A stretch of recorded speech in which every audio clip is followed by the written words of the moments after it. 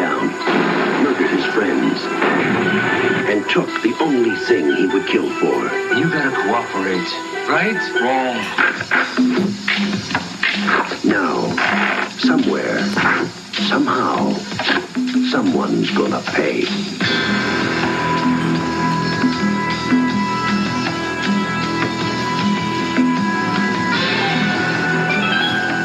Remember, Sally, when I promised to kill you last? I lied.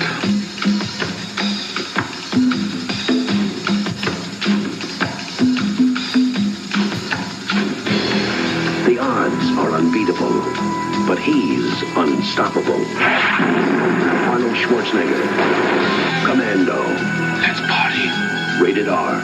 Starts Friday, October 4th at a theater near you. Welcome back to the show, everybody. Welcome back. Oh, my goodness. I never thought we'd get around to this movie.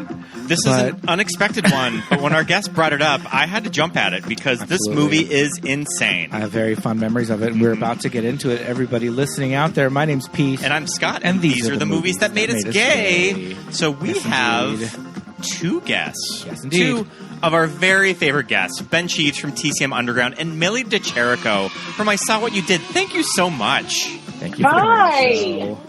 Welcome back, How's it both going? of you. Going great. I'm so glad. I'm so pumped that we just watched this movie. Oh, my God. It's so much fun, right? It's like nonstop. Ben, when you recommended to do this movie, I feel like we were going to do something else, but then when you said we should do Commando, Yeah. I mean, we clearly had to jump at it. So, yeah, we watched Commando, directed by Mark L. Lester, the guy who did Roller Boogie.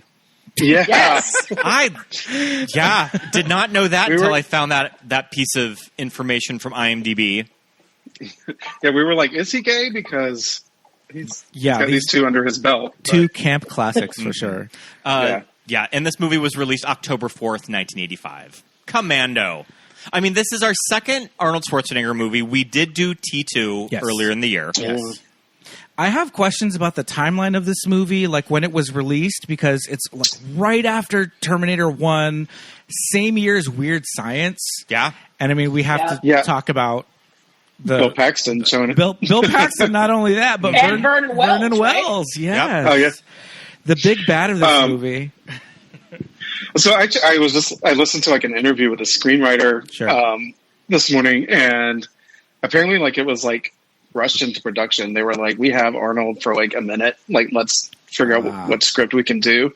So they basically read through a bunch of scripts, and they were like, we figure Commando is the one that we can like change around best for Arnold, and like started production in like April of that year, or like conception in April, and then was like in the theaters in October. So it was rushed. Oh my God. And from what I gather, this original script was about an Israeli soldier. Yeah. Which is very interesting. So yeah, it went from like being serious to being like, okay, let's just throw Arnold some one-liners, strip it down to like his bones, and I could also see in the hands of a different production company, one that maybe rhymes with Shannon. This could have turned into something, maybe Chuck Norris is involved, and maybe it can't be for a different reason, but, the whole, like, ex-Israeli soldier and all of that, and just something that took itself way too seriously. But the thing I love about this movie is that, yes, it's ultra-violent.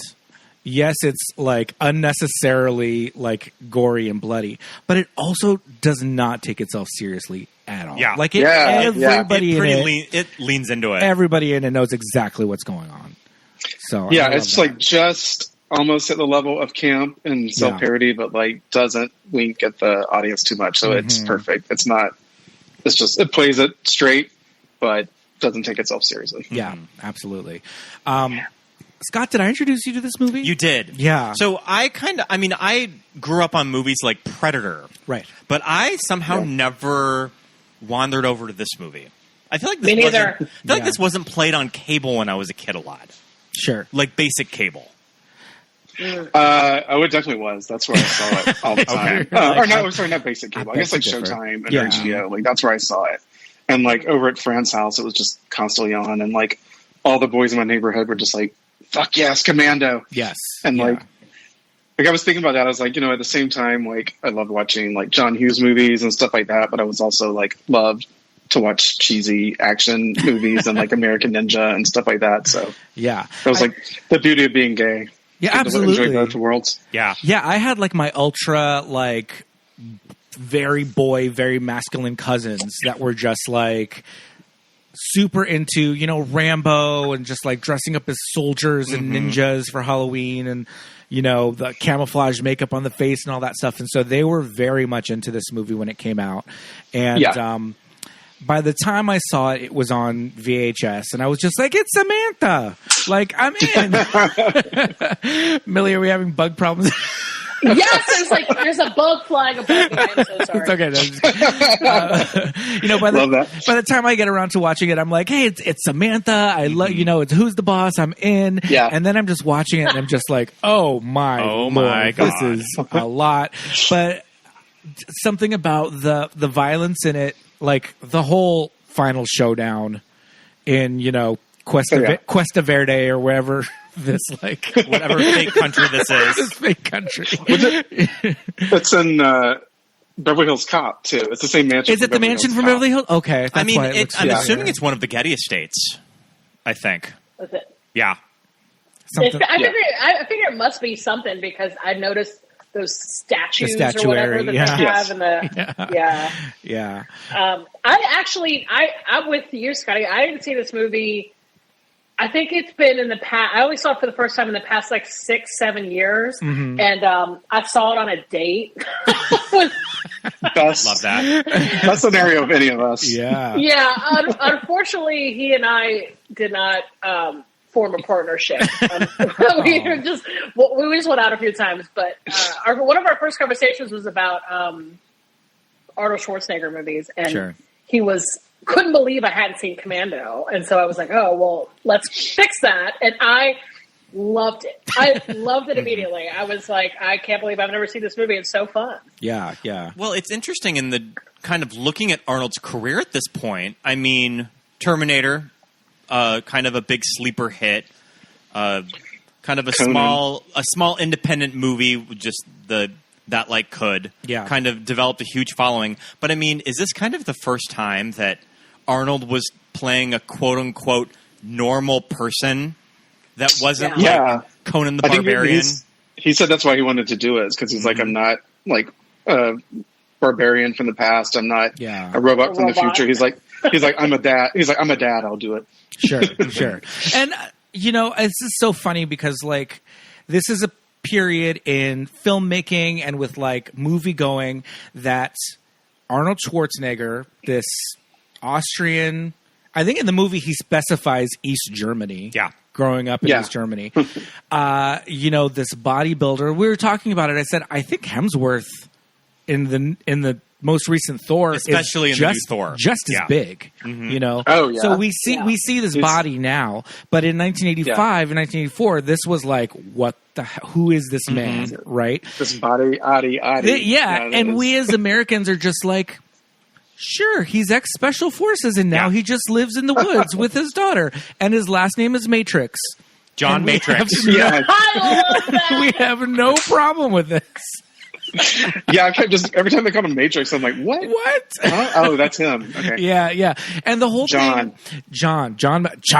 And the whole, like, this angle in this movie is that he is Captain America. Pretty much. He's got this super soldier strength that you just don't question.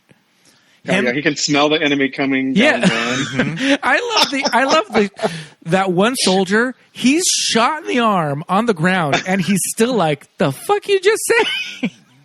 Yeah, I'm supposed to. Smell he's like, smell them coming. What the fuck do you think I am? I was like, I did. That image of Arnold pushing that truck down the hill. That fucking hot, it's too much. I love it. Like me and Millie were both the Trailblazer. Yes, indeed. We were like, look at this truck. I want this truck. And it's just like these close-ups of Arnold in these Tims, or like, I don't even know. They probably weren't even Tims, but like the whole wardrobe, everything about it is just glorifying this crazy body that we're just like, as moviegoers in 1985, we're just like, sure, he's just a dude who's that strong.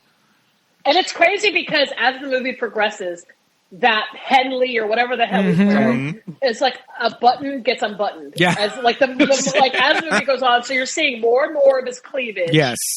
You know, and you're just like, that ain't an accident. Like, that is not just like, oh, he was jumping off of an airplane and a button came undone. Like, that is a calculated move by the filmmakers to show more of those boobs. Yes. I'm sorry. Him and Rae Dawn Chong are fucking like competing for breast exposure. Yes. Like when he rips her blouse open to show some chest. One-handedly, by the way, just like yeah. That is some like Joey Tribbiani like magical like, and now your boobs are out. Oh my god, yeah. There's just something about Arnold and like the kind of glorification. We see a lot of it now in these movies, especially these Marvel movies. Yeah, but it was just something that we have to remember at the time, like.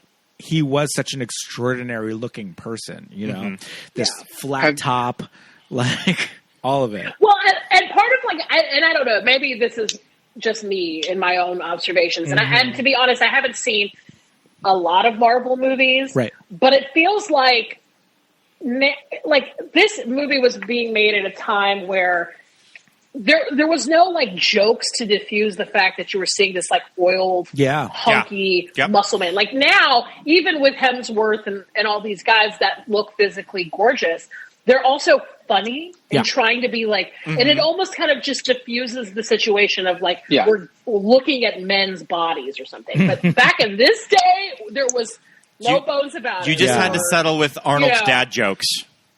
Yeah. Which I sort of appreciate that. I don't know. I appreciate like a time when I guess maybe this was like a more eroticized thing versus now, which is, you know. Yeah, I feel like it's because I saw the was it Lost City, the Romance in the Stone kind of remake, and I was like, why are I was like, can they not make a movie where they just straight up make a romantic adventure comedy without setting up the premise of like, hey, we know this is cheesy, but we're asking you to come. Like they put so many preferences to be like, hey, we're a smart movie. You guys can trust us to like laugh at this movie instead of just making that movie. And I feel like that's the case with any action movie too now. Like, I mean, I don't see Marvel movies and stuff like that, but I just feel like it's already like, they have to like let the audience know that like, hey, we know this is going to be cheesy, and it's okay. Scott and I always talk about like the death of like sincerity in movies, and how every like movies, commercials, everything is so self-aware that we can't have those like 80s Burger King commercials where it's like Eve Plum just singing about this burger and like how good this burger is. You know what I mean? Can we please get back to Eve Plum singing? You know what I mean? And then Burger King. Let's you know, like marketing movies were so much more sincere, and now it's just like, oh, we're so aware and so ironic of everything. Like you said, it has to be this wink and the nudge to the camera, and everything's got to be like, oh, well, that's America's ass and all of that. I mean, you know? Maybe that's why people have responded so strongly to Top Gun Maverick. Is that it does feel like an 80s movie plopped into today. We were talking about that, and like neither one of us have seen it yet. So, but yeah, we're kind of like wondering which way that movie is leaning. It really does just kind of feel like an 80s movie, and it's like PG-13. Like no one dies. There's no like skin at all. Well, there's it's not a volleyball scene. It's a touch football scene. But it's very family friendly. Like these 80s movies, all those ones that we watched that we had no business watching, like Commando and, you know, especially the Arnold movies at the time, and the Verhoeven ultra violence of something like, what's the one where they go to Mars? Total Recall. Yeah. That movie is like even more bloody than this one, I think, you know? Yeah. But, yeah, so I think Top Gun is kind of this weird hybrid of like sincerity and, you know, I don't know, modern ideas in movies. But yeah, this just the way Arnold, I think, in this movie in particular, or Arnold in particular in this movie is kind of portrayed. There's just don't question it. Don't question why this foreigner is like so high up in the U.S. military. You know? Yeah, I mean, I guess that's like part of just his charm. I guess is one way to say it. You know, he's just like you're like, okay, this time he's whatever trained assassin. Got it. Yeah. Okay, we're along for the ride. You can just drop special forces and it answers all the and questions. You're fine. Yeah. We didn't know anything Have y'all about seen special Conan? forces. Like Conan the Barbarian? Yeah. 'Cause I think those are the only two things he had done before. I recently only saw it for the first time, but I was surprised at how much of his body he shows off in that. You've never seen Hercules in New York?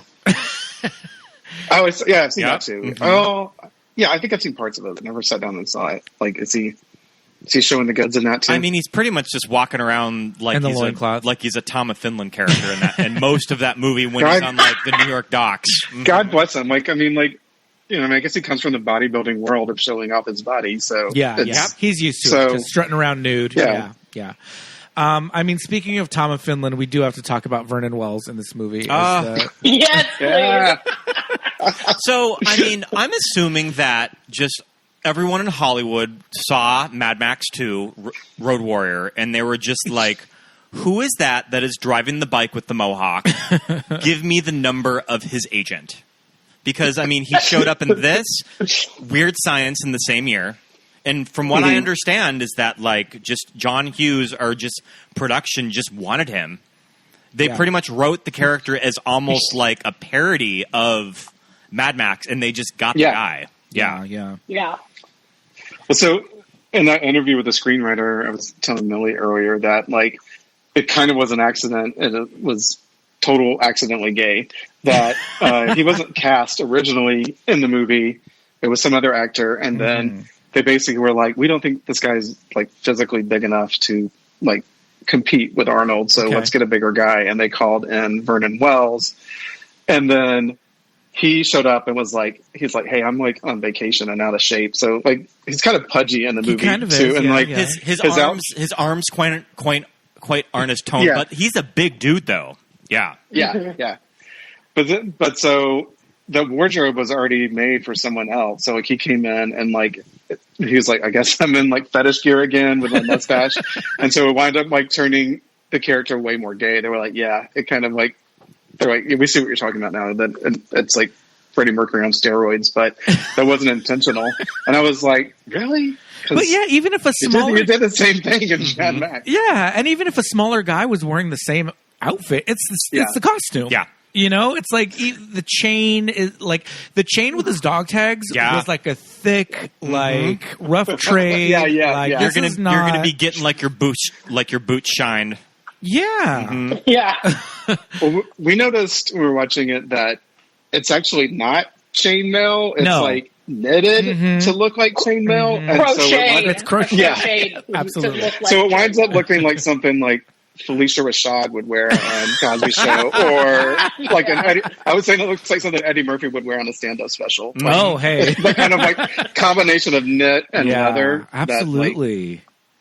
I was like, it just turned like fashionable and from fetish. But that's so funny. Yeah, in one of the special features on the Blu-ray that we were watching, Vernon Wells said, "I'm the same height and kind of weight class as Arnold, but he's pure muscle and I'm just a person." Yeah. I was like, that's what comes across. Yeah. So, I mean, this movie starts out with like not only action right out of the gate, but just straight up wanton murder. Yeah. Right out of These the gate. assassinations are crazy. And can I just tell you that, okay, so the idea is that, you know, John Matrix is a special forces guy. It's very convoluted. He like usurped, you know, Generalissimo Dan Hedaya from power. Movies that made us gay, like Treasure, Dan Hedaya. We have covered 1, 2, 3, 4, 5, 6 movies. This is our sixth of Dan Hedaya. I don't know if you've ever seen Dan Hedaya like in Blood Simple when he's wearing the bathing suit. Like he has a hirsute. I'm sure. Yes. Oh yeah. Hirsute. One of the hairiest men working in Hollywood. I mean, you can see just his arms. Yeah, the opera glove arms. Okay, so John Matrix and his crew of special forces baddies usurp Generalissimo Dan Hedaya of the Republic of, Cuesta Verde. And now Dan Hedaya is recruiting people to pick off all of Matrix's men that were on his old team. And so the first guy that gets shot by the garbage men is one of the guys. But then Bill Duke, the main baddie assassin from Predator, who scares the living Christ out of me to this day. Yeah. He just has this stone cold look on his face. The scene where he steals the car, as a kid growing up, I'd never thought that was a hit of one of the guys. The car dealer is one of the guys.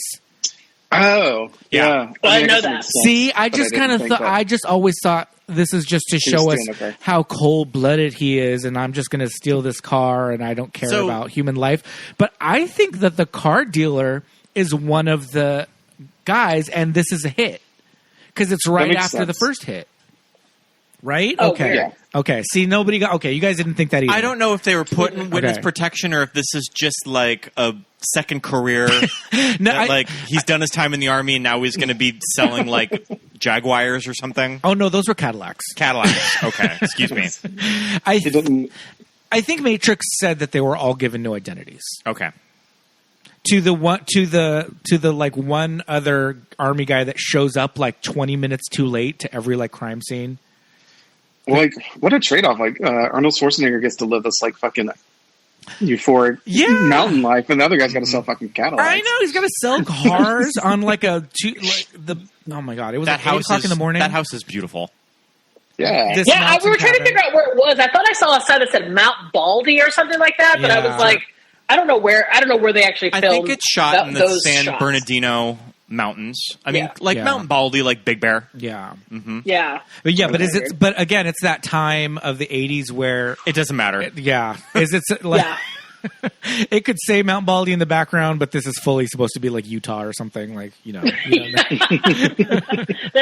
we're so mysterious in Hollywood, they'll never know. Exactly. They'll never know. Yeah, exactly. Well, until we get to LAX, but then there's that great set piece of him, jumping out of a plane that's taking off.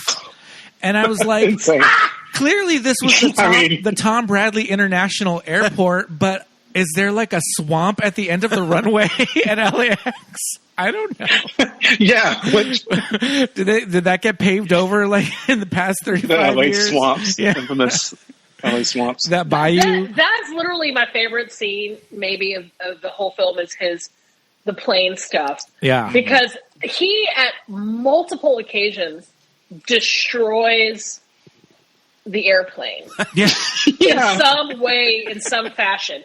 And the plane is none the wiser. There's no sensor that goes off that says maybe don't take off because somebody has ripped a hole through the cargo section. I'm just and then it just starts taking off as normal, and I'm and he's just going through the plane, trying to get out of the plane, destroying pieces of it.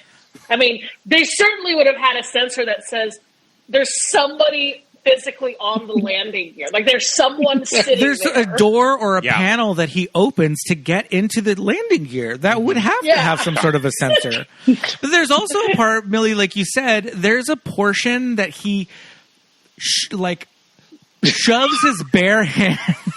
A wild animal just threw that plane. He sees a wall and he digs his hands into it and says, "I can probably just rip this shit down." But also from the other side, the reverse angle when he starts to tear it down after he rips his fingers through it, there's a zipper.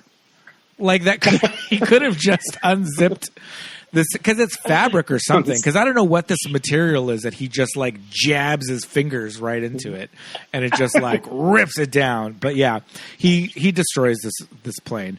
And I love that when they're taking off, and the woman, the flight attendant who goes on to play Tila in Masters of the Universe. She was also one of the nurses in Nightingales. Shit! As my friend pointed out. Oh my god! Deep cut. Deep cut. But when she's sir, the plane's taken off. You need to sit down. And he's like, I'm airsick. Yeah. She's like, okay. All right. Have at it. He's a first class passenger. They have like... I noticed that, yeah. They've got free carte blanche of the plane. Oh, man. This, like, silent murder of, like, of that man. So good. That shook the entire plane. But they go through pains to show, like, the angle of afterwards, the two people, the passengers sitting in front are just dead. They're just like passed out. Plane hasn't even taken off, and they're just like, just to illustrate to us as the viewers that John Matrix is a silent killer. Mm-hmm. Right. I was like, presumably they were the first on the plane. Yeah. So I'm like, okay, they've just been seated theoretically. They've already fallen into a deep enough sleep to not hear someone's neck getting cracked, literally behind them. And his whole body jerks half the plane. The man, like, it is a very violent, like, move. Yeah, I agree. Yes, it's a first class seat. There's a lot more legroom, but still, that man's taller than Arnold. First of all, and Arnold's like 6'2". So yeah, I don't know. We're suspending our disbelief for this one. Yeah. So at this point of the movie, Alyssa Milano, his daughter, played by Alyssa Milano, has been kidnapped, and she is being brought to. See, I thought she was going to this mystery country. I want to say Cuestas Verdes, but I think that's from Poltergeist. It's Valverde, I think. Okay. Yeah. Chile Verde. Yeah. They're going to Chile Verde, and it's okay. I can call it that because I can go and make Chile Verde right now. We thought that she was being taken there because Arnold's on this flight that lasts 11 hours. And he's going back to...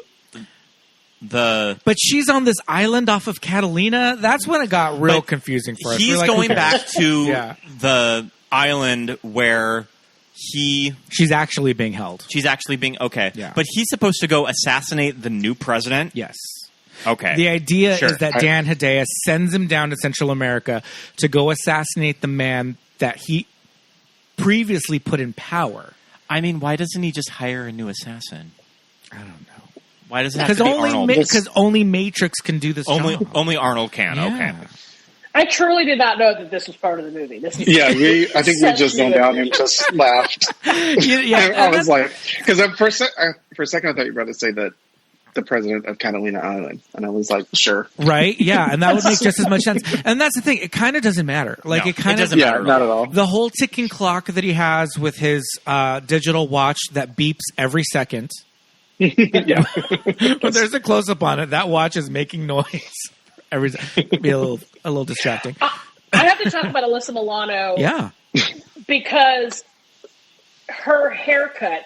So that they set up for a large part of the movie the two of them, like him and his daughter, like having daddy-daughter time. There's a lot of daddy-daughter time, a lot of hanging out. And her haircut is so sensible that at times that she looks like his wife. Like she's got that that kind of like well, it's a little baby houseman bob. Yep. It's like a permed bob or something. Yeah, it's a perm bob. It's a little baby houseman. It's a little My sister kind of had a similar hairstyle when we were kids. It was going around. Mm-hmm. Yeah. It was around. Yeah. But but for her it was that thing where I would catch, like, if you just kind of like moved your eye fast enough, you'd be like, Is that a grown woman or a daughter? Like, I could not, because the hair was like so. Yeah, absolutely. I love Millie cracked me up because at a part where when Alyssa Milano is like when she's kidnapped. Oh my god, I can't talk. When she's kidnapped, and then they like pull her out of the van, and her wig is like her hair is like fried. She said, "Is this a Yahoo Serious wig?" And I just died. I was like, this bitch just said Yahoo Serious. Oh my god, not Yahoo Serious. It was Frazzle. It was much like Yahoo Serious. Young Einstein era. Yes. There was a couple of shots of the stunt driver for Rae Dawn Chong. Yeah. And her wig was a little Yeah. full force. We got to get to Rae Dawn Chong. I mean, Rae Dawn Chong, this performance, this is wild because there's zero, he just picks someone. There's nothing there. Like, he literally she'll do, and I don't know if it's because he saw her kind of having an interaction with the guy from the Warriors. Or if it was just completely random, but there's zero reason that it's her. And, you know, when he does finally go up to her and he sneaks up on her from behind, and granted, she was just like sexually harassed in the LAX parking lot. You know, I said the same thing. So, you know, her nerves are a little shaken. And then she gets, you know, kind of come upon from behind, but he doesn't have a gun. He doesn't say I'm going to kill you. He just says, I'm just going to rip your passenger seat out of your sports car. Out of a cabriolet or whatever she was with his bare hands. Oh my God. I feel like if he would have just stopped and said look, I work for the government. Yeah. Your car will be reimbursed. Yeah. I need your help. Blah, blah, blah. I don't think he ever takes her into account. And he's putting her life in danger. I don't know if he stopped to consider her. Not at all. But yes. The directors did say that it was a conscious choice to find the smallest car possible to make Arnold look funny. Arnold looks so crazy in it. So I do think if this was made a couple of years later, it would have been a Mazda Miata, but those had not gone into production yet. But yeah, I do think that Rae Dawn Chong is kind of giving it as far as she's throwing out some snappy one-liners. She's kind of the straight man in this relationship. Or she's she's us, the viewer, that's been thrown into this crazy action movie. Her great scene is when she's kind of you know how when the person, the innocent bystander who gets roped into, you know, the scheme starts listing off the things that are happening.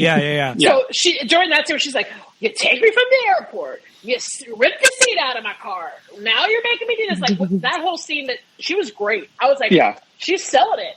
It's funny. You can sense that she's concerned, and she's a great actress. Yeah, and it doesn't come off as whiny or you know, I don't know. I remember as a kid, I loved her. I remember she was my favorite part of it. I was she's hilarious. As a little 10-year-old kid, she was great. Yeah, totally. And I feel I don't know if it was a chemistry thing or what, but there's no overt love story or kind of shoehourned in they have to take a shower together or something, you know. It's just they're just that's kind of nice. They're just bros. I mean, they definitely sort of friend zone each other. But I mean, John Matrix has to get his daughter back. He does not have time to fall in love on the way. Yeah. So this car chase ends up at America's Mall. It ends up at the Sherman Oaks Galleria, which is I mean, pretty much any movie from this time that has a major mall scene in it, chances are it's the Sherman Oaks Galleria. This is the mall from Fast Times, from Chopping Mall. Yeah. I believe it's from T2, right? T2, yeah. T2. Interiors, Valley Girl. America's Valley Mall. Girl, yeah. We do see the movie theater from Fast Times. We don't see the pizza place from Fast Times, nor do we see the licorice pizza. But what we do see is this off the chain, the singles bar. The singles bar. We were talking about that. I was like, this place is busy as fuck. People are coming in and out of there. There's so many people getting numbers. I was like, this restaurant is popping for whatever. That shit looked wild. Yeah, and that's the thing. At this point of the movie, it's the middle of the day because it was 8 o'clock in the morning when he jumped off the plane or whatever. Yeah, so this bar or whatever is going on in this mall. I was like, all right, this is on and popping. We got to get ourselves there today. But they made it for the movie. It never really existed, unfortunately. Damn. Yeah. And now, I mean, I think it's kind of widely known that the Sherman Oaks Galleria has been since revamped So the interior does not look like this anymore. You don't get kind of that really cool atrium with the stairs. I don't think that it looks like that main anymore. Courtyard. Yeah, that's the big. Bummer. Yeah. Is this the one from Scenes from a Mall? My goodness. It probably is. Yeah. I think where Bette Midler shares an elevator with Fabio. So these like crazy like tube balloon situation. Always as a kid, I was like, "What is It's kind that?" of a bit of weird production design that they did for the movie. Just a little business that they had because he had to do that swinging thing. But this is where we really kind of get Arnold or John Matrix as Captain America. You know, when the swarm of mall cops are covering him. He throws him off. Yeah, he throws off 10 cops at one time. Like, how did that pile up start? How did 10 cops get on top of him and then he just comes up and throws them off? It's like Keystone Cops. Yeah, it's straight up Keystone Cops. And also the mall cops at this mall. There are 10 of them on duty at one time. Yeah. And they are all fully packing heat. Yeah. I'm not afraid to fire towards customers. Straight up shootout. But I mean, I think the most insane. Oh, picking up the goddamn phone booth. So good. The best.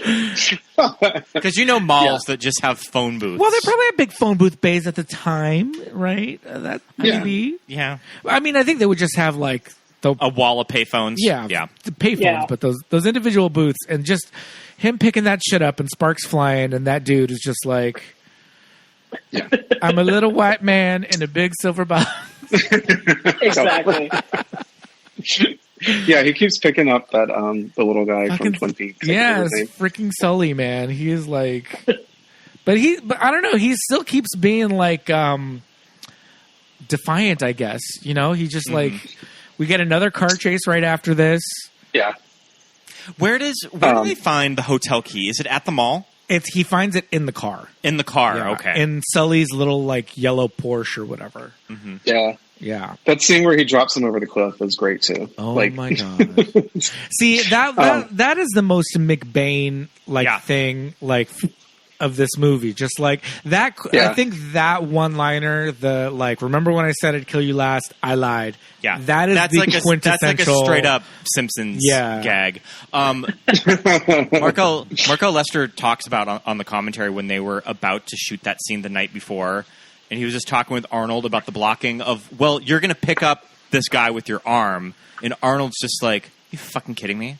Like, I cannot pick up a grown-ass man with just one arm and dangle him over a cliff. Like, it's physically impossible even for Arnold.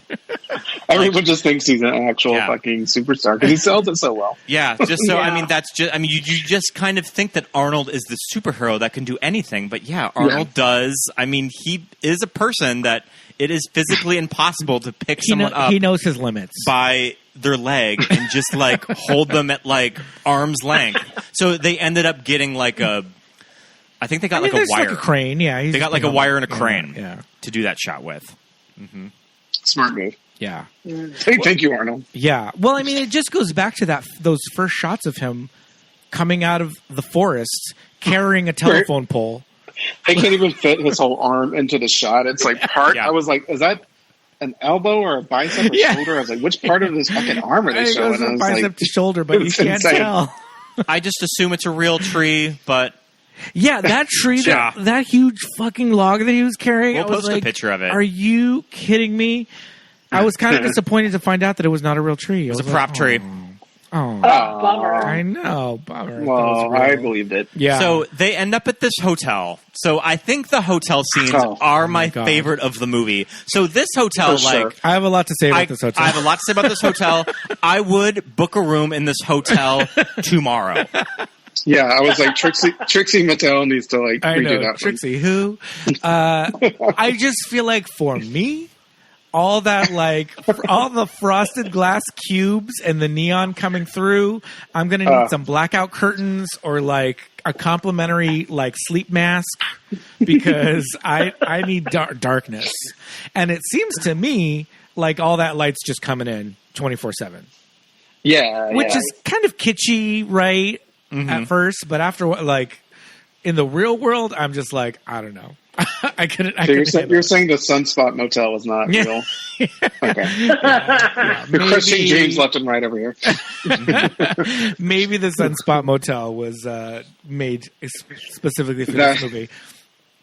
But this is definitely the funnest scene. Like first of all, you get Bill Duke, which is like this fight scene with Bill Duke so good.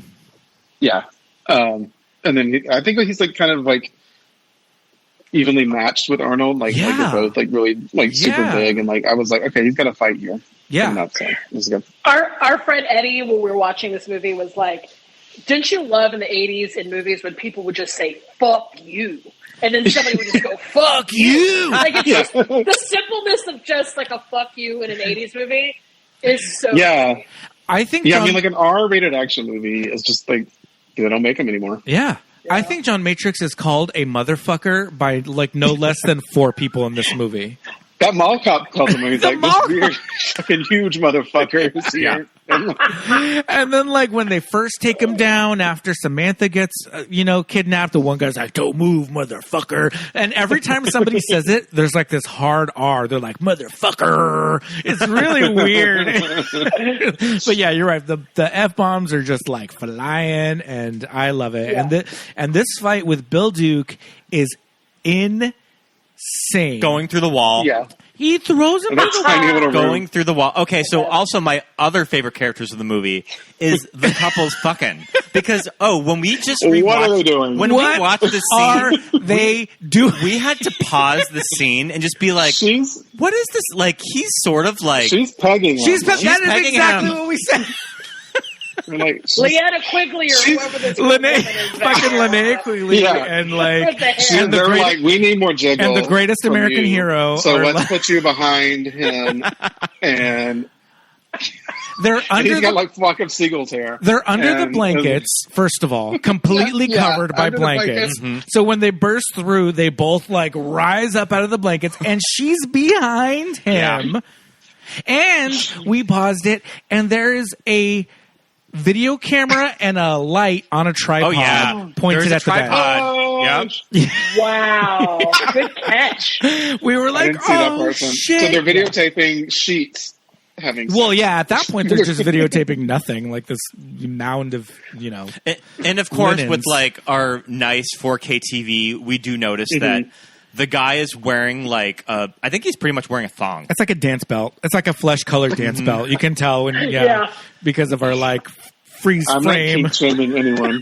You want to wear a dance belt, right? And while getting pegged. But let me tell you this: Sunspot Motel, then do it. As a kid watching this with my cousins over and over again, this scene very much like had me feeling some type of way, and not because of Linnea Quigley, and her boobies flying around, but this like blonde greatest American hero flock of seagulls dude, like all naked. I was just like, oh cheek. My god, yeah. I was very. I mean, it's so fast, it's so fleeting, it's seconds, but I mean.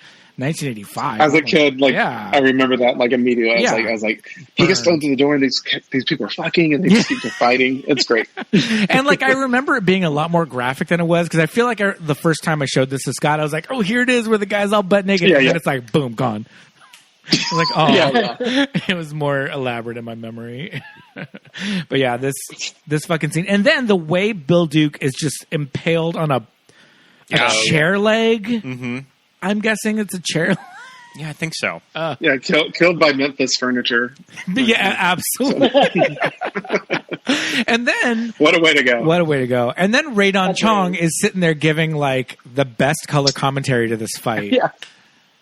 Was it some of this macho male bullshit? Macho male bullshit. These guys eat too much red meat. Yep. Yeah. Yeah, she's just hidden behind some sheetrock. Yeah, while bullets are flying. I was like, is Arnold even concerned about her? What if she would have died in there? What would he have felt about her? Just I've still got to get to Samantha. Yeah. So I was not super familiar with her up until this movie. Right.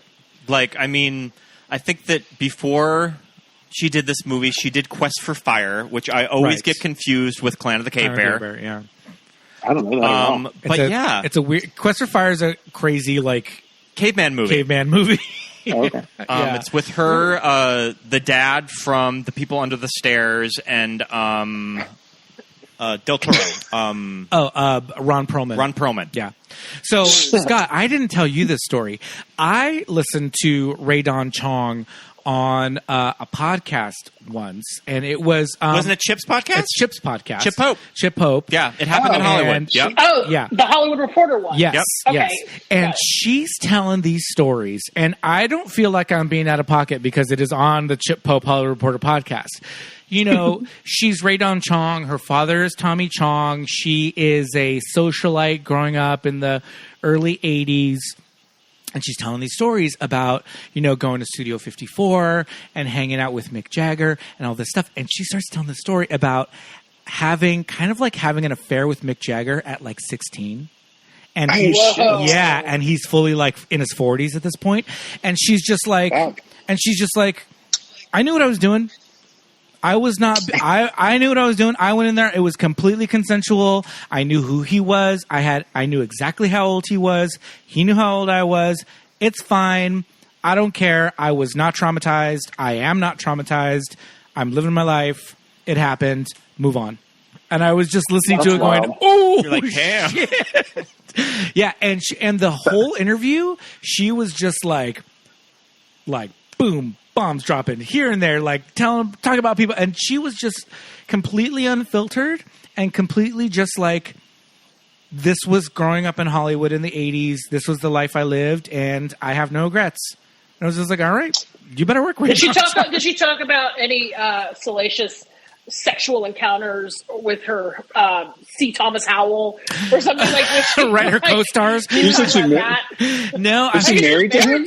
So. Yeah, she was married to him. No, all I remember was, I mean, what I took from it was the stories about Mick Jagger, and I was just like, oh my goodness, that was like the big bomb that I remembered from it. I don't think she talked too much about like C. Thomas Howell because she was just like, that was like. Why would you? When you talk about Mick Jagger being 40 and me dating him while I was a high schooler? Yeah, absolutely. Amazing. Is that wild? Yeah, I don't think anyone's allowed to talk about Soul Man anymore, so I think it has to be like scrubbed. So yeah, wow. Because that was my introduction to her. Yes. Yeah. Soul Man. Same. So yeah, and then she's also in Tales from the Dark Side, the movie, which is an anthology movie, and her scene is with James Remar, and it's like really good, and it's kind of like an erotic thriller scene where like there's gargoyles involved, and so you just have to go watch it. But it's like got that like hot like late 80s, early 90s James Remar, so I was just like. That was another reason why I remember her a lot was because of that specific performance. Oh, Soul Man is the weird blackface movie. Yes. Okay, sure. But she married to Thomas Howell. Yeah. From meeting him on a set, which is wow. Wild. Wild. Yes, indeed. So Rae Dawn Chong, but I think there's kind of a situation where what I gathered from the other podcast was that she is a little unfiltered. And that kind of put a cap on how far she got in the industry as far as roles. Yep. Because she's so like she tells her mind, tells it like it is. Probably tells tales out of school. Yeah, kind of. Mm-hmm. Yeah. So we were kind of wondering why she wouldn't still be working, and then she kind of just stopped. Well, and also kind of a role that it would have been a big deal that this is a black woman that is opposite the lead action star. Yeah. Like this could have easily been like Bo Derek or something. Yeah. I mean, what were we talking about the other day with what movie was it? When we were talking about how it had to be certain like race. We were watching Catwoman. We're watching the Catwoman movie. Catwoman with Halle Berry. And her romantic love interest is Benjamin Bratt, who's South American. And just the kind of Hollywood ideals of like what is kind of acceptable for people to take in, I think like Eva Mendes in Switch, with or Hitch, not Switch. And Hitch with Will Smith kind of talks about like they couldn't like if Will Smith's like leading ladies couldn't be white like at the time. It had to be like Wow. a Latina or another black woman, you know, and just like these ideas of like who they could cast opposite certain actors. And Yeah. I mean, there is no love story in this movie. and there's no love story in this that's movie. Probably so why. maybe that's why it got pulled, or, you know, or if there was one, it got taken out, because even though he's, you know, not quite the all-American actor because he's, you know, Right. quote unquote a foreigner, he's still, like, for all intents and purposes, he's a white guy, right? And so maybe in 1985 it would just have been a whole other conversation to make it, you know, to give them like a love story. Like, even the screenwriter, like, in the interview, I mean, like, it was, they didn't cover everything, but they didn't really talk about Rae Dawn Chong, so, and about the kind of relationship and all. They didn't mention that part of it. Mm-hmm. So Yeah, I mean, maybe in a way he was still kind of a robot. Like, Right, right. He is a real man who somehow procreated to make a daughter, even though there's like little to no information about what happened there. The wife, and then is incapable of relationships because he's, you know, he's still just like programmed to beat people up and rip phone booths out of the foundation. Yeah, absolutely. Yeah, it's a very interesting like conversation about, you know, all of that. I mean, and we did a commentary track for Catwoman, so our patrons on our Patreon, our patrons can go listen to us yak about Catwoman for an hour and a half.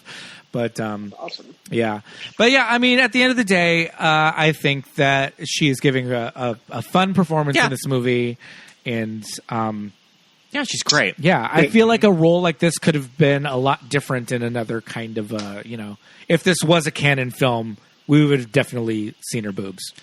Oh, 100%. Yeah. I mean, so. I mean, the scene with the bazooka where she shoots it the wrong way. Oh my god! I fell out as a kid. So good, and like she the falls. funniest thing that ever happened. And then when she shoots it the right way and she falls backwards, all of that stuff is like perfect. Yeah, so good, so good. That scene where Arnold drives the truck into the army surplus store, I'm just like, oh my god! Like just where he goes to get a bazooka, from the army surplus store. And this from the army surplus store, they got like the room full of Uzis and like a straight up rocket launcher. And this was kind of the time of the movie that I kind of question. I'm just like, does John Matrix just have like a license to kill? Like, can he just do anything and he's given carte blanche because he is ex Special Forces? Yeah. Like, is he going to answer to any of this at the end of the day? Robbing the army surplus store that could probably be like 20 years in prison. I mean, that one guy from the beginning of the movie in the beret that just keeps showing up after every like catastrophic event. He's just like, oh, well, John Matrix has been here, so, you know, like some bad stuff's going to go down, so sorry about it, like local cops. When they cart him off in the paddy wagon, and then like she pulls up next to, you know, the cops, and the two cops are just like, oh yeah, look at this one, she's got something for us. Oh yeah, that shit is wild. and then she shoots a freaking bazooka at the thing, and I'm just like, well, it's a good thing that like John Matrix didn't just get like his face blown they didn't off. just blow up the entire vehicle. Like, oh my god, it would have been a great ending to the movie. Like, but you know, she gets one of the best little like quips of the movie too, where he's just like, how'd you learn to shoot that? I read the instructions. Love it. He said on the commentary that the other line that they were going to use was, I learned it in high school. Which I think instruction manual is a little, I think it's a little funnier. Yeah. Hilarious. Yeah. I love also that like she's a flight attendant, and so she's also taking flying lessons. Pilot? Okay. Yeah, she wants to be a pilot. Works. Yep. You know, she wants to like work her way up in the biz. All right. Yeah. Gets a little more to do. Yeah. It's good for her. Yeah, and it gives her more to do. Exactly. And I love when she's just like, this is not a plane. This is a canoe with wings. I am not about those tiny planes. And when Arnold is like in the plane and he's like walking into the cockpit, that shit looks so fucking small. I'm like, no, ma'am. All right. No, I am not. I'm okay. I'll swim to Cuesta Verde. Yeah, this is like an Aaliyah plane. No, thank you. Yes. Seriously. Definitely make sure that it's underweight. Not interested. Yeah, yeah. Throw out everything we don't need. Take your socks off. I think that I zoned out during all that part of them talking about the plan and getting to the island because I was like, he's about to get in his Speedo in a minute. And so we were just like really talking. Just the anticipation to the when he washes ashore. Why? So why breathe? There's no reason for him. So I mean, some of the best parts of these '80s action movies. Sorry, Scott. I was gonna say. So I mean, the best part of these '80s action movies is that all of these guys, JCVD, Kurt Russell, Stallone, they usually showed their buns. So I guess show their buns. We had to. I mean, so we just got the black Speedo, which I'm fine with. Yeah. But for no reason, he was just sort of like, I don't want to get these other clothes wet. I don't want them to get splashed in the lifeboat. And the Green when I go Henley, ashore, I'll put them all on. The Green Henley had been through enough at this point. Yeah, the Green Henley could open no more. It was down to his ripping. Yeah, it was down to his belly button. Yeah, you're right. Does Arnold show his buns in anything? Oh, there has to be at least Terminator. one. Well, Terminator, he shows his Terminator. whole wang in Terminator. Sure. Like, yes. Yeah. Terminator 2, I think he's at the truck stop. There you go. But it's a shadowy bun. Very shadowy buns. Yeah. And Conan, you see his butt. Conan. Like he has So my sister and cousins and I, we liked Conan the Barbarian, but we liked the sequel, Conan the I haven't seen it Destroyer. yet. I'm waiting. I'm dying. It's the Destroyer. Conan the is so Destroyer. good. It's with Grace Jones. It had Grace Jones. Yes. That's why we liked it. I've seen like her parts. But I haven't. That's why we watched liked the it, because we were like, Grace Jones is in this. Like, she's so cool. Like, us as little kids in the 80s, we were like, Grace Jones is fucking cool, and she's in this movie, so we love this movie. Like, what is that? Yeah. That's so crazy. Like how her reach like got to us as little children in like West Covina. So yeah, the Speedo is completely unnecessary, but we love it. It's iconic. Mm-hmm. Totally. And everything that happens after this is just it's a blur. So did you guys watch the director's cut or the regular theatrical one? I think that we must have watched the director's cut because I didn't remember some of the stuff, and then I was coming reading off. Some of the gore that we saw, I was like, I was clutching my pearls. I was like, oof. So I was in the interview that I listened to. They were saying that that basically Mark Nestor got to go see a sneak preview of Rambo, and was like, Sylvester Stallone just killed like 100 guys in that movie. Like, we have to amp it up. So they changed the original ending to go back so that when for the finale thing, he could come in and shoot 100 more people so they could like increase the body count. Oh my They're basically just like Sylvester Stallone can't outdo us. No, yeah. So let's go kill, because once he gets to that island, he is just like machine gunning people left and right, and like people are flying. The Uzis, the machine guns, the amount of like artillery that's expended in this movie. But it's funny that you talk about like the Stallone versus Arnold kind of rivalry, and then this is kind of because I have young parents. Okay. Mm-hmm. And not only were my parents a little bit younger, but my mom, I always say that like the joke is that I have like a cha-cha mom. She was like, she was a cool mom. Yeah. She was younger. She want to go to the mall. Yeah. She loves going to the mall. Like she always took us shopping, all that stuff. And she was very much into celebrity culture, pop culture. We watched Academy Awards every year. We got dressed up and sat and watched them. She watched the VMAs with us and watched Arsenio and all that. Love it. And so she was very into the Arnold versus Sly versus Bruce Willis. Well, and also of it all. Well, and also they were Planet Hollywood.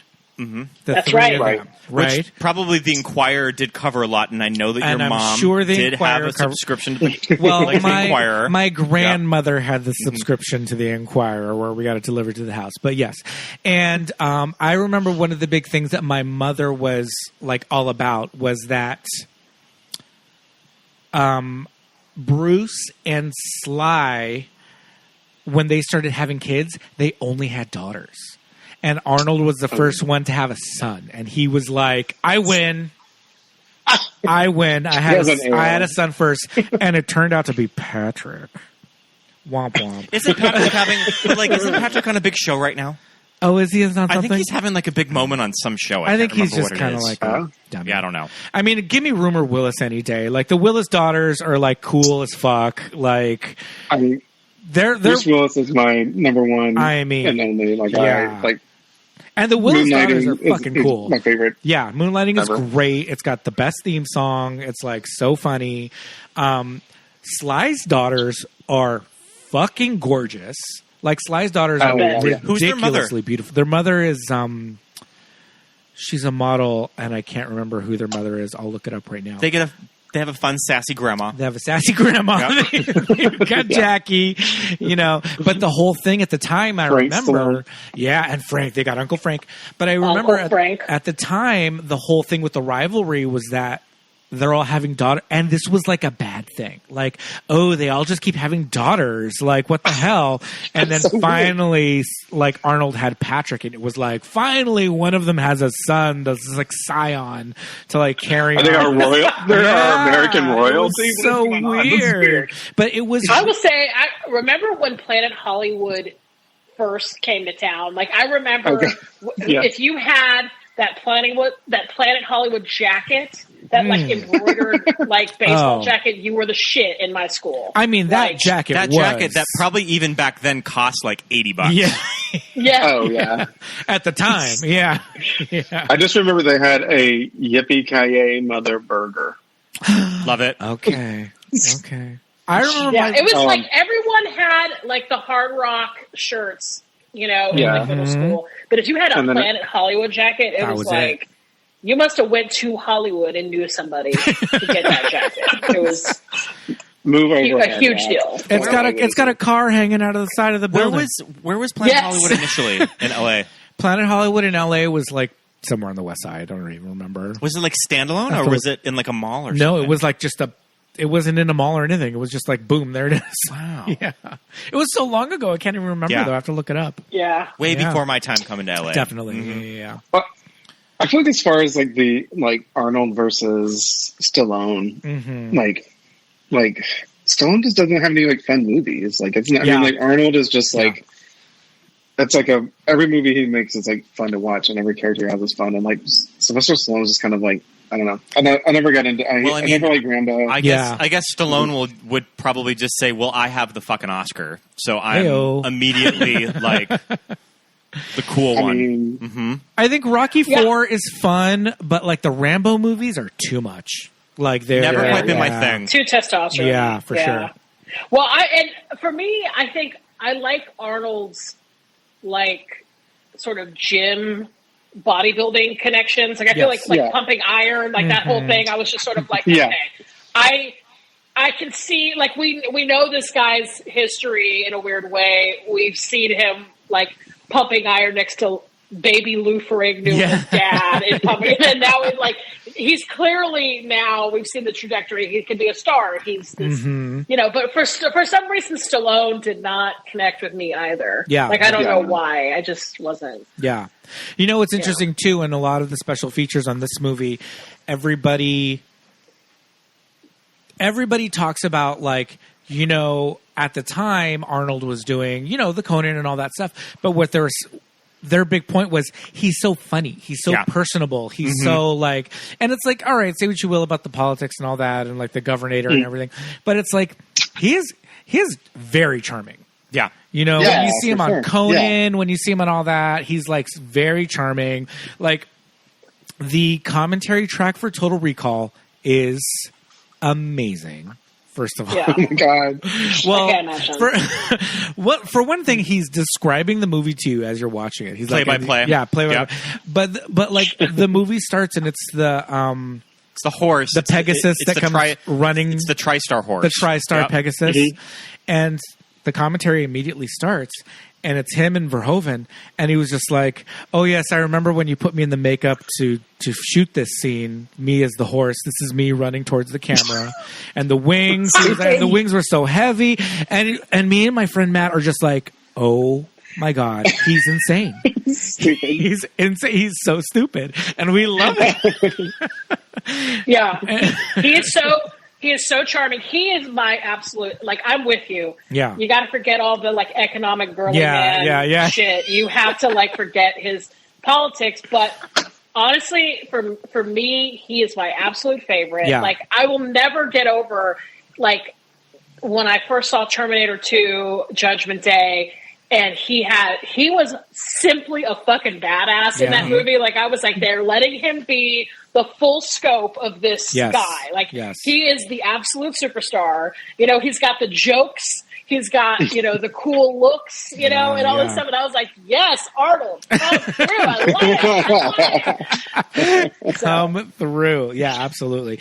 And then, you know, we get, like, Kindergarten Cop. Yeah. And it's like... sort of like fish out of water Arnold stories. Tumors have never been the same. Yeah. Since. Tumors have never been the same. Absolutely. I will say that his interactions with Alyssa Milano, I was like, this is a little bit of a preview of what would be, you know, Kindergarten Cop. Yeah, his interactions with the kids are, you know. Mm-hmm. Yeah. I love, too, in the early scenes with Alyssa, where it's just like they're going out for ice cream and they're like chopping wood. But then he's teaching her, like, self-defense and, like, martial arts. So you're like, all right, there's some, like...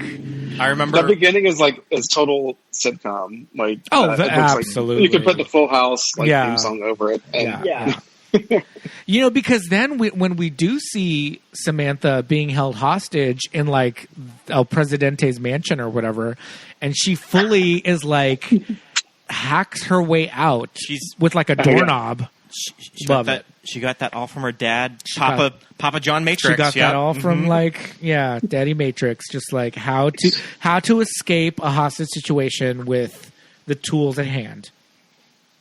Knock that fucking doorknob off she karate chopped that doorknob off, like,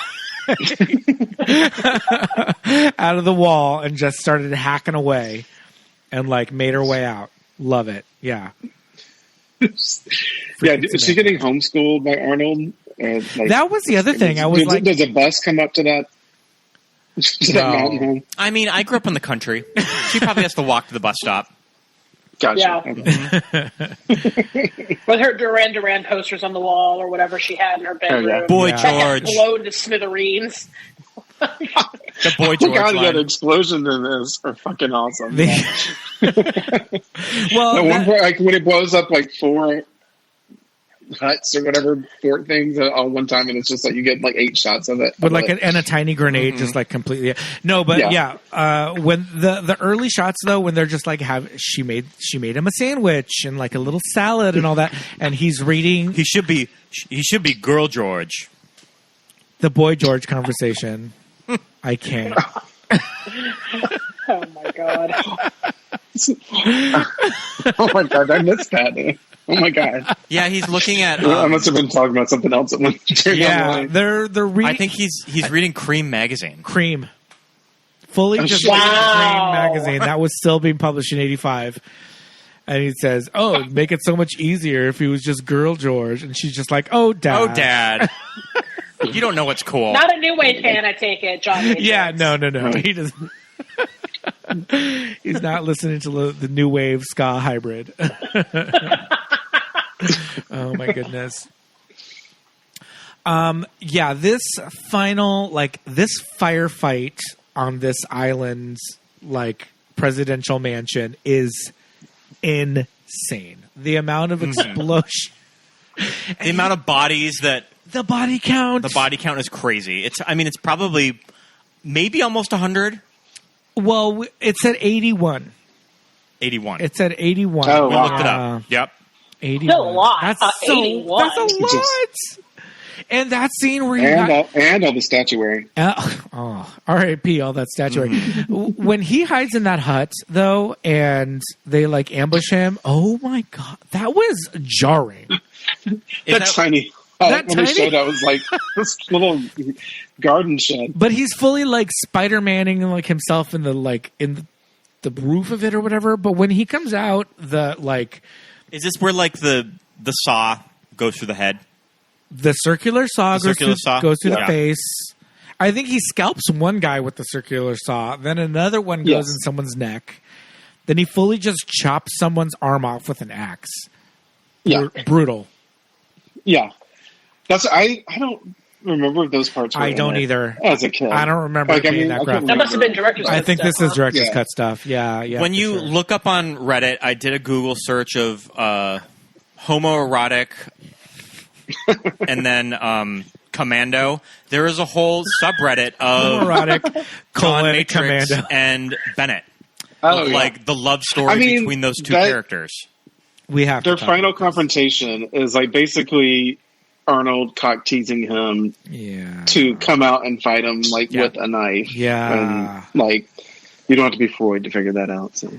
And they look like they're in a leather bar. Like they're like places, it's like it looks like they're in the Eagle. Really. So, yeah. Someplace called down there. Steamworks, something like that. Which they had to rewrite that ending too, and that is apparently the base. That's like the basement of the Fox studio offices. Okay.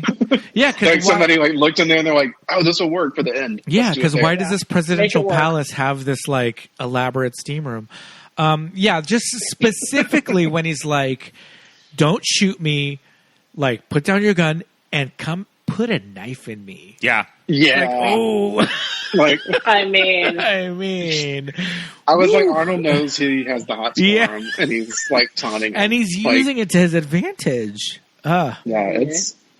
I mean, and Bennett subtext is text. Absolutely, and Bennett falls for it. Bennett fully falls for it, and it has this like protracted this fight. This this phallic symbol that ends up killing him. I mean, this isn't just like us reading queer context and everything. I think straight guys know that this is gay. I mean, I've heard so many straight guys be like, "This is the gayest action movie like ever," and so it's there, but accident or not, but it's there. But Scott, did you read that Vernon Wells has kind of said that he's playing it? I want to say Bennett's in love. I want to say Vernon Wells has sort of had remarks. I mean, Rae Dawn Chong even says on the special features that we were watching that this is a pretty gay action movie too. So I feel like he even leans into it. Sure. When he talks about this movie, that it's a love story between these two. And then you kind of think of the cinematic subtext of him as an actor in Road Warrior. That when he's with the guy on the motorcycle, they're probably that's like his little boy toy. That's like his little fuck slave. Yeah, on the back of the motorcycle. On the back of the motorcycle. Yeah. So you kind of draw from a little bit of that. Yeah. That they're using the same actor. I mean, you have to say it's the same thing that they talk about with the original Top Gun. It's like ex-military guys. Yeah. Okay. Read into that what you will. Yeah. Who are reunited. Mm-hmm.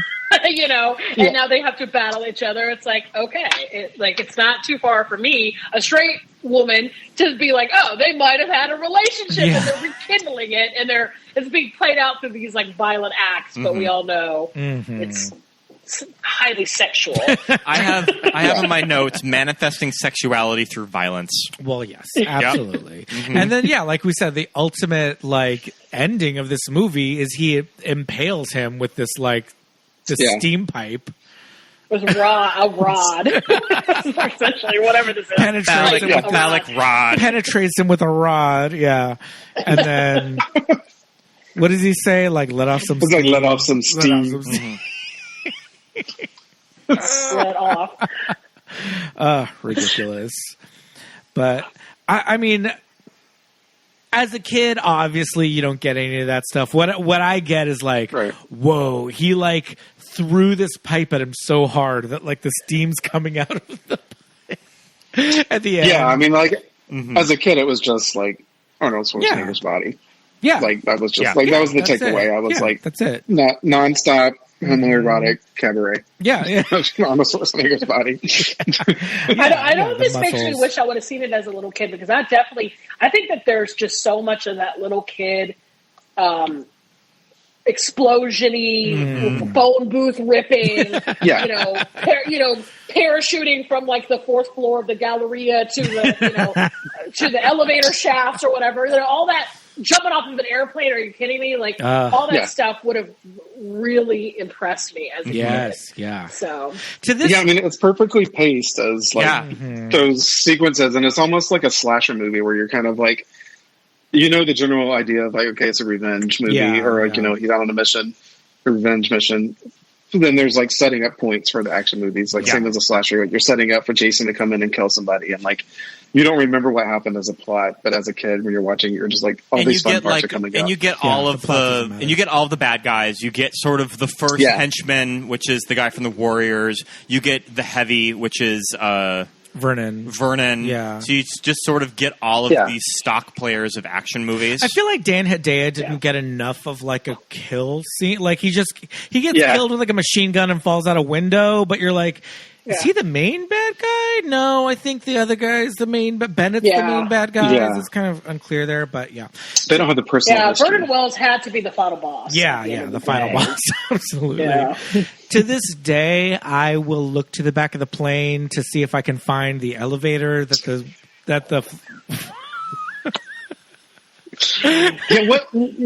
How did he go from the bathroom to where he was? We were like, what's going on? It's like an elevator. Yeah. Okay. There has to be some way for the staff to get to the cargo hold, I guess. I mean, I don't know. Yeah, I don't know. I think in the movie, to me, it looked like there was an elevator. Yeah, I thought that too. Yeah. So but I was just like, and as a kid, I was like, oh, every plane has an elevator in the back that the stewardesses can like just jump in and go like 10 to the Dobermans that are in the cargo. Oh god. Yeah, I was like, that's where they put the Muppets. Yeah, exactly. That's the Muppets, the Dobermans, and the luggage. Apparently, yeah. So yeah, certain things from this movie always stuck with me, like the elevator in the plane. But but yeah, seeing it as a kid, it had just enough like nudity that we were like, we shouldn't be watching this. We're too young. We're too young for this. But then it like flashes away so quick. I definitely saw this too young. The amount of murders, even without the director's cut, gore. There's 81 bodies. It's a lot. That's a lot. Yeah. That's a lot for one person. That's more than like Halloween Kills. Like. Yeah. It's crazy, but I mean, I'm glad I watched it as a kid because Arnold is definitely like, it really kind of gave me a more well-rounded view of him as like, okay, even though he is like he's not Tom Cruise, he's got an accent, he's like, he looks different than big action stars at the time, like.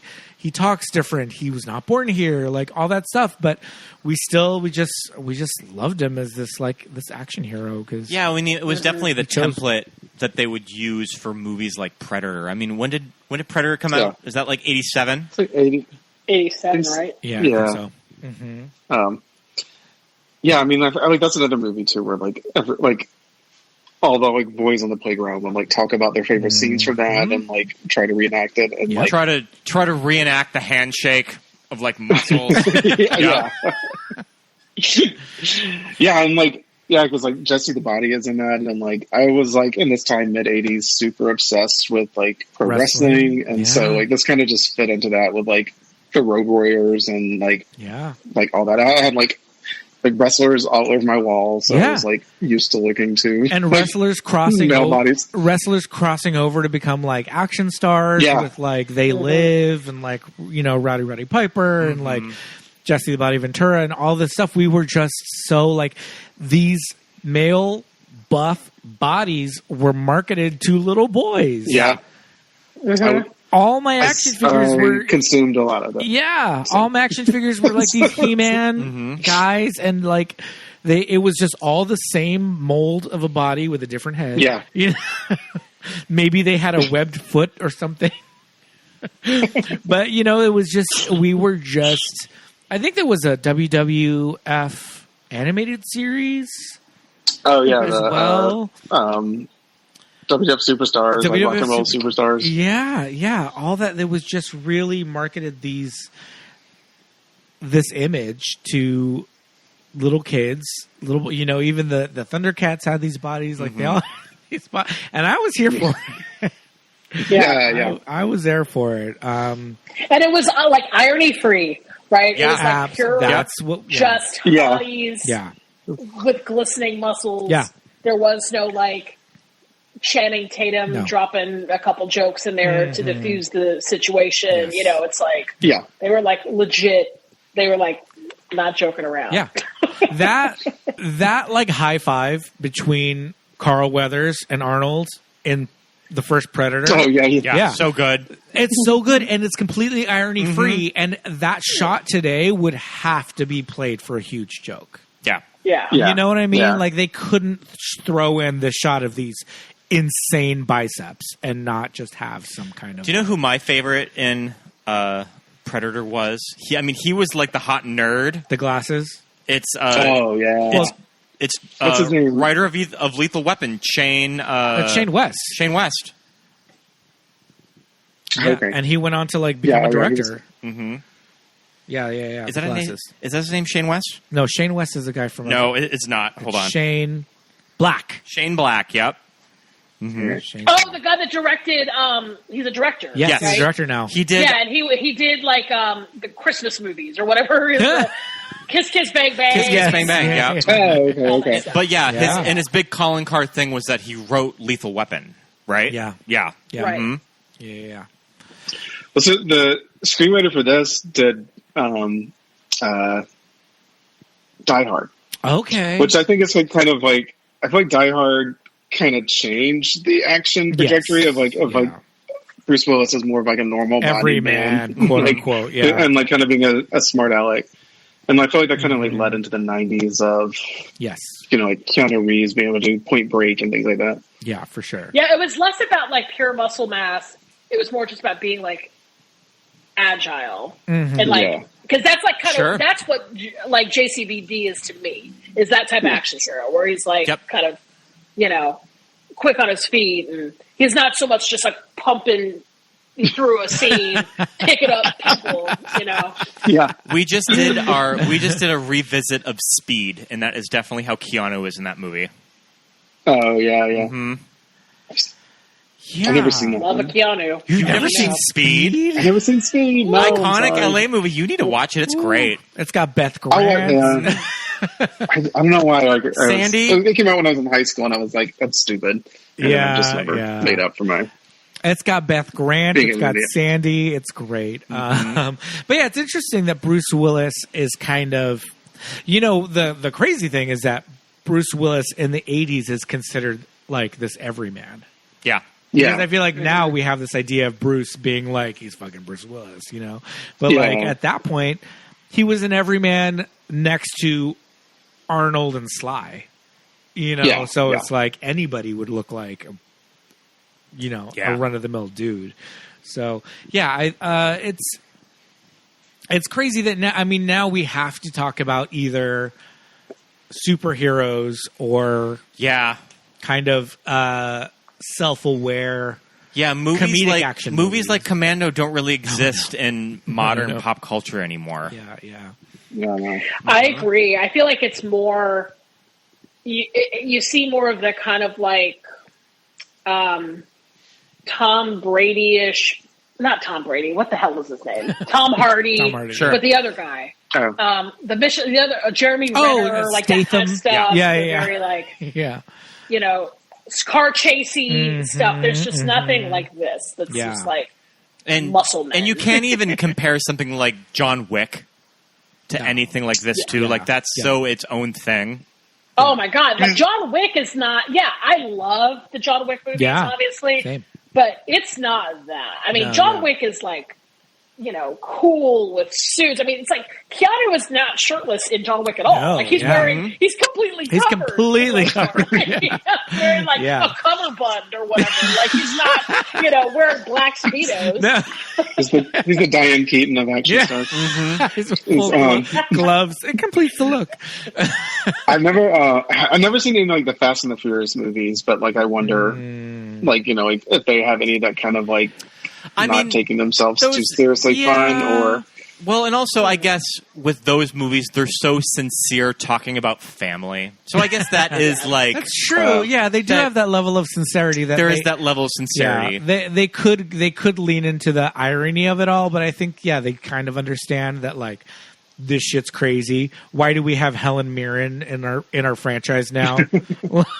Charlize is getting her own spinoff now. Charlize is getting her own spinoff. Yeah, it's great. So I think that's true. I think at least with Fast and Furious, we kind of have something there. But there's just something about these 80s movies that are just like, they just lean so hard into the ultra violence, all of that. And when we get into things like Verhoeven and Total Recall and Starship Troopers and all of that with like the crazy bloodiness of everything. Well, and also movies like RoboCop, there's kind of like a fun subversive quality about them that they're sort of commenting on culture. Yeah. Mm-hmm. Right.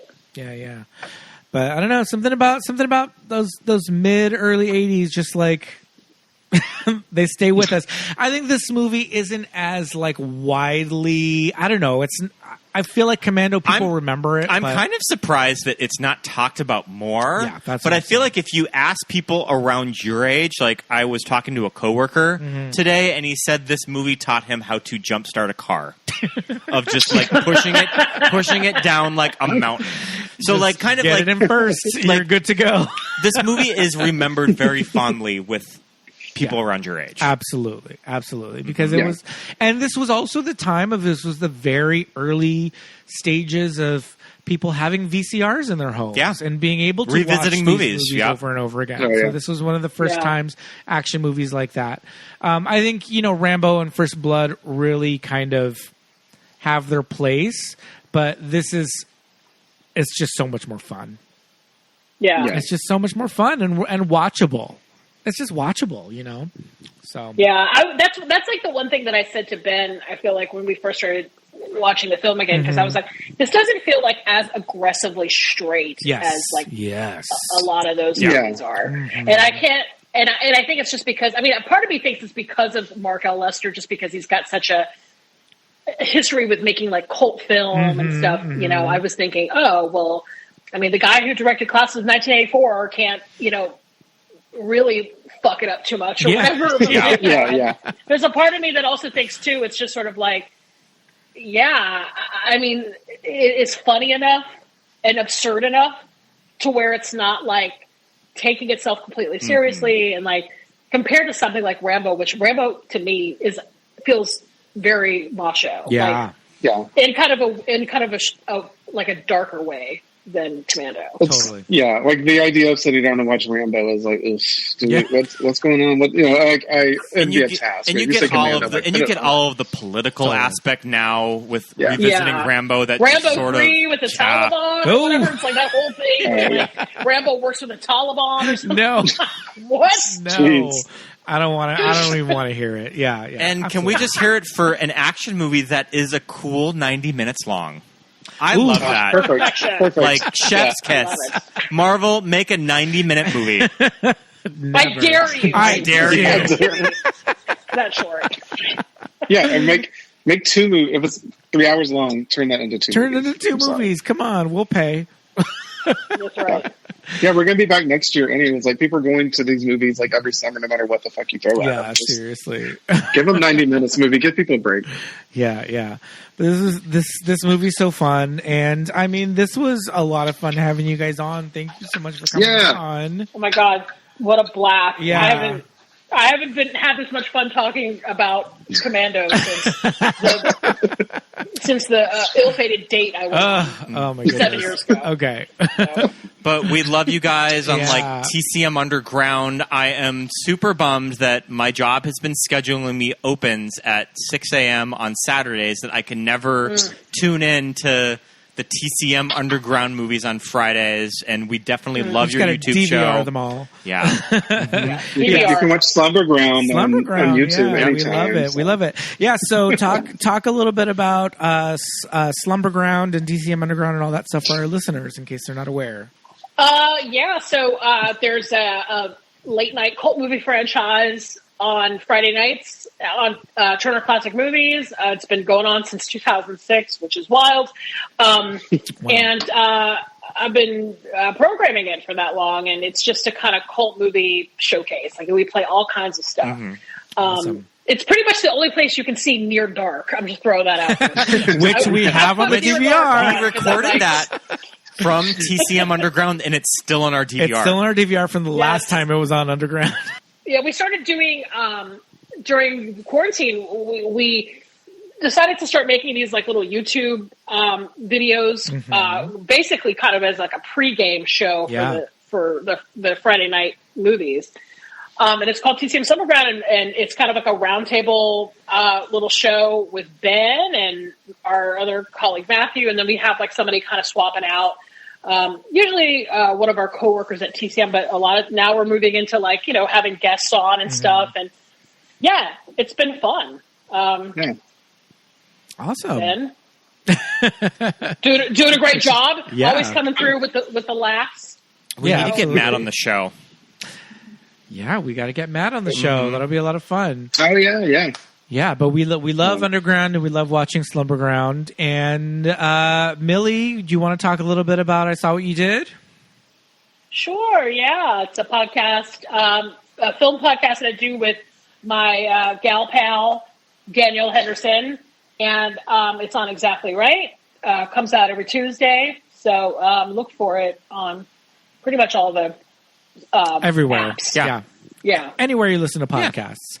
Yeah, we love I Saw What You Did. We listen to it weekly. So great. And Ben and Millie, thank you so much for coming on. This was a lot of fun. Oh yeah, thanks for having us. It's so fun to be with you guys. Absolutely. Awesome. And we can't wait to have either of you on again in the future for something else. But until then, we'll bid you adieu, and we'll see you next time. Thanks, everybody. All right. Bye, guys. Bye.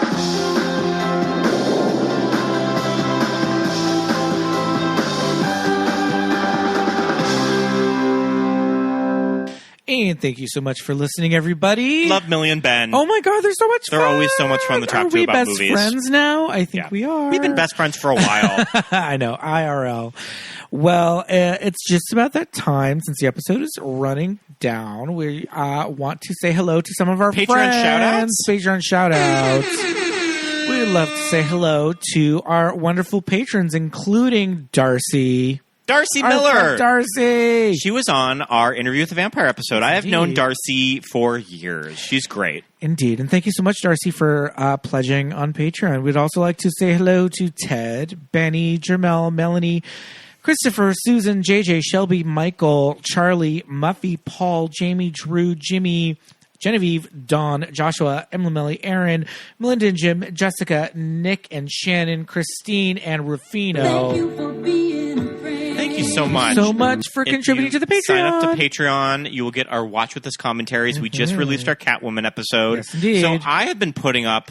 We've been like a few weeks ahead with episodes. I have been putting up episodes early. Yes. So if you would like to... And I will get in the habit of this because I just put up the Royal Tenenbaums. Patrons, you'll be able to listen to episode a week ahead of the regularly released schedule. I'm going to try to do it pretty much as we record them. So if you wanted to listen a little ahead. And that's every level of Patreon. Yes. I've been doing every level of Patreon. Yeah. So you can go ahead and pledge to our lowest level is $1, $2? Yep. I think it's $1. Yeah. So if our Chastity Pariah level is $1. Yeah, it's our Chastity Pariah level. So if you just pledge for that, $1 a month, you can listen to our episodes a week early. If you're all caught up and you want to do that. So yeah, hey. You could also just pledge, 1 month at a time if you want to pledge $10 total. Anything we love. 30 days. And you can listen to our 20 plus watch with us commentary tracks. We have over 20 commentaries. You'll get all of the newsletters linked. You'll get access there, to all of our past newsletters. You can read all of our funny newsletters. It's really fun. And patreon.com/movies that made us gay. We'd also love it if you would rate and review our show. Give us 5 stars. We'd love 5 that. stars on Apple Podcasts or Spotify. You can give us 5-star ratings. It's very easy. All you do is smash that 5 stars and it comes right in. You can also leave us a review if you're an Apple Podcast listener and we'll read it on an episode. Yeah. So we love those reviews and the 5-star ratings. You can follow us on social media. We're on everything on Instagram and Facebook. We are at Movies That Made Us Gay. MTMUG Pod on Twitter. Yes, indeed. If you want to follow us, our personal socials, my name is Pete. I am on Instagram and Twitter at Peter Lasagna. I'm Scott Youngballer on Instagram and follow my letterbox. Yes, indeed. So thank you so much for listening, everybody. Until next time, we'll see you soon. Or I'll be back. I'll be back. I'll be back. Bye. Bye.